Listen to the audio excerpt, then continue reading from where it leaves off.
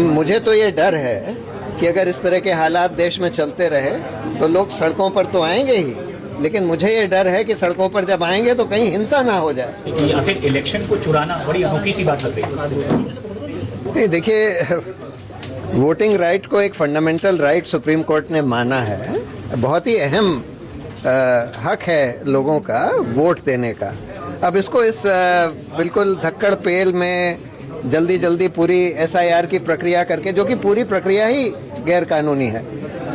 उसमें लिखा है कानून में कि एसआईआर सिर्फ एक कंस्टिट्यूएंसी या उसके पार्ट में for reasons to be recorded in writing कराया जा सकता है। इन्होंने पूरे राज्यों में करीब कई राज्यों में एक साथ एसआईआर ऑर्डर कर दिया, यही इलीगल है। फिर उसमें इनके मैनुअल में लिखा है कि जब भी इंटेंसिव रिवीजन होगा, जो कि पहले ऐसा इंटेंसिव रिवीजन कभी नहीं हुआ कि आप नई वोटर्स लिस्ट बना रहे हैं। पहले तो डोर टू डोर जाकर एन्यूमरेशन होता था, तब उसको इंटेंसिव रिवीजन कहते थे। पहली बार नई वोटर्स लिस्ट बनाई जा रही है, सबसे एन्यूमरेशन फॉर्म मांगा जा रहा है, डॉक्यूमेंट्स मांगे जा रहे हैं। दूसरी बात, ये जो इन्होंने बंगाल में किया है, लॉजिकल डिस्क्रिपेंसी के नाम पर 27 लाख लोगों के नाम काट दिए इतने धक्कड़ पेल में। देखिए, सुप्रीम कोर्ट ने 95 में एक फैसला दिया था कि अगर किसी के सिटीजनशिप पर आपको डाउट है तो पहली बात तो आपको ये मानना पड़ेगा कि अगर उसका नाम पिछली वोटर्स लिस्ट में था तो प्राइमा फेसी उसको सिटीजन माना जाएगा। अगर फिर भी आपको डाउट है तो आप उसको बताइए कि भाई इस वजह से डाउट है और ये रीज़न है हमारा कि हम तुम्हारी सिटीजनशिप डाउट कर रहे हैं। फिर उसको बुलाकर उसकी पूरी बात सुनकर उसके सारे तथ्य देखकर, जिसमें ओरल और डॉक्यूमेंट्री एविडेंस सब दे सकता है, उसके बाद आप फैसला करिए। और इस फैसले के बाद इलेक्शन कमीशन बार बार ये कहता रहा कि भाई अब इलेक्शन कमीशन का काम नहीं है सिटीजनशिप तय करना। ये अगर इलेक्शन कमीशन को कोई डाउट है तो वो फॉरेनर्स ट्राइब्यूनल भेज दे या कोर्ट भेज दे या फिर सरकार गवर्नमेंट ऑफ इंडिया के पास भेज दे। खुद इलेक्शन कमीशन ये नहीं तय कर सकता। तीसरी बात, इलेक्शन उसमें कानून में लिखा हुआ है कि सब पारदर्शिता बरतनी पड़ेगी इलेक्शन कमीशन को।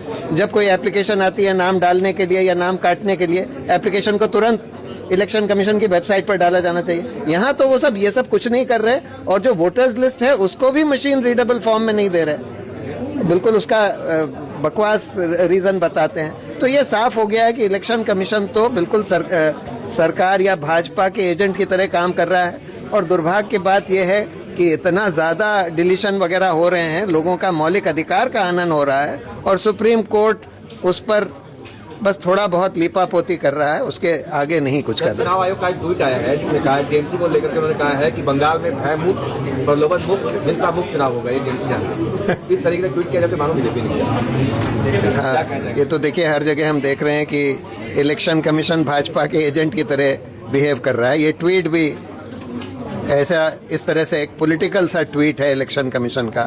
उन्होंने भाजपा की मोहर लगाकर कोई डॉक्यूमेंट जारी कर दिया।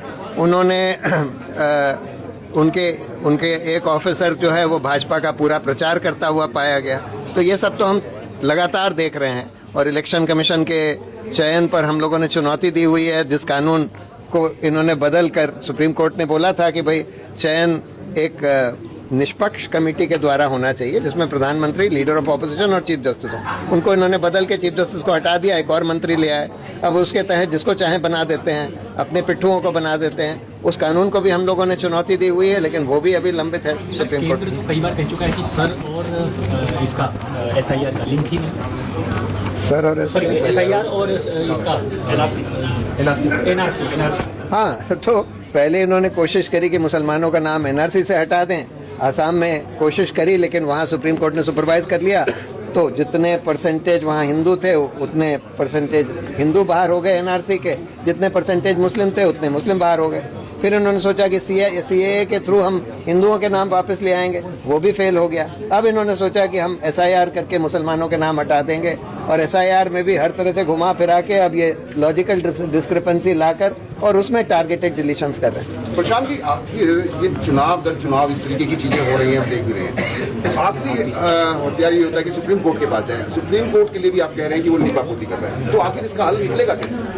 देखिए, मुझे तो ये लगता है कि इस देश में अब बहुत बड़ा जन उभार होगा, एक बहुत बड़ा पीपल्स मूवमेंट होगा, क्योंकि हर तरह से लोगों को कुचला जा रहा है। और ये तो कुचलने का, देखिए, अगर आप उनका नाम वोटर्स लिस्ट से हटा देंगे तो अगला स्टेप ये होगा कि उनको राशन कार्ड से भी हटा देंगे, बाकी सब उनके जो राइट्स हैं जो सिटीजन्स को मिलते हैं वो भी आप उनको डिनाई करना शुरू कर देंगे, ये होने लगेगा। क्या सर सुप्रीम कोर्ट में जस्टिस नहीं मिल रहा है तो क्या सर के लड़ाई के मैदान बनेंगे? देखिए मुझे तो ये डर है कि अगर इस तरह के हालात देश में चलते रहे तो लोग सड़कों पर तो आएंगे ही, लेकिन मुझे ये डर है कि सड़कों पर जब आएंगे तो कहीं हिंसा ना हो जाए, वो नहीं होनी चाहिए। और इसीलिए हम लोग ये कोशिश करते रहते हैं कि भाई सुप्रीम कोर्ट ही इसका हल निकाले, सुप्रीम कोर्ट ही करे, लेकिन दुर्भाग्यपूर्ण सुप्रीम कोर्ट इस केस में नहीं कर रहा है।